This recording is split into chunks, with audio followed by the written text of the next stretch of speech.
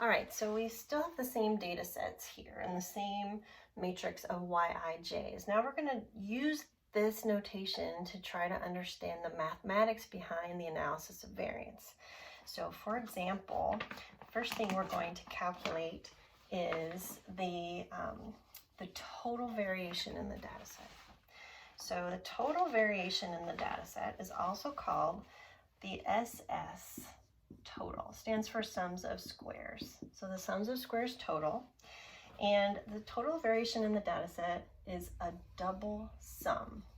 Okay, ooh, getting a little exciting.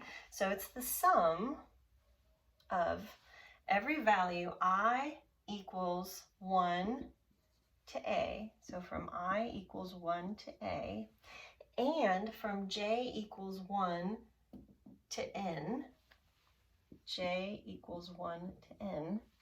Okay, so that's basically saying sum all the way across and all the way down in your data set every value of Yij, that's these values in here, okay, inside the data set, minus the grand mean squared. Okay, so this should seem kind of familiar to you. It's similar to the variance term that we learned about in the first week of class. Okay, so this is the total variation in the data set. How deviant is each value from the grand mean, the center of the data set?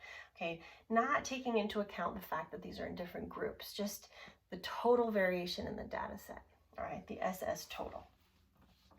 Now we want to figure out how much variation is there within each group and among groups. And what's nice to just start with is that the SS total is also equal to the SS within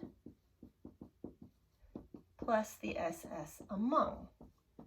So if you know two of these things, you can solve for the third just using simple arithmetic.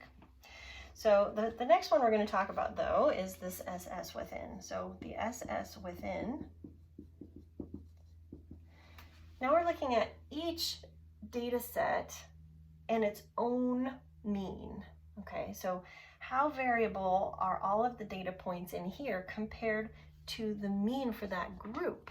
All right, so again, we have a double sum from I equals 1 to A, J equals 1 to N. Okay, this time of every value Yij minus its own mean, Yi bar, okay, squared.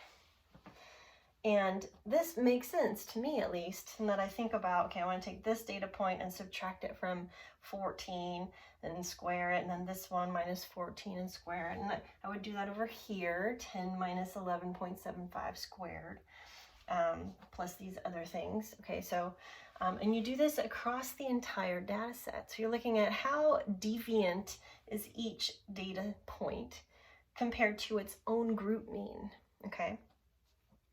And then we're left with the SS among. Now we could, if we solve for these two things, it would just be the remainder, but what is it really? Okay, so the SS among, again, is a double sum from I equals 1 to A, J equals 1 to N.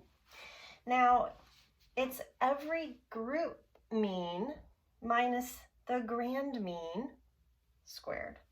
Okay, so every Y bar I minus Y bar squared. However, there's only 3 of these. And so to kind of put it on equal footing with the rest of these, we have to multiply by the sample size of each group.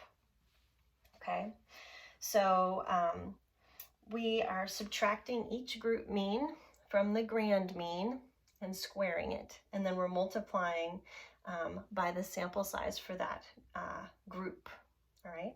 And we're summing these values across the entire data set. So that's the SS among. And what we'll do next is we're going to walk through the math using this real world example.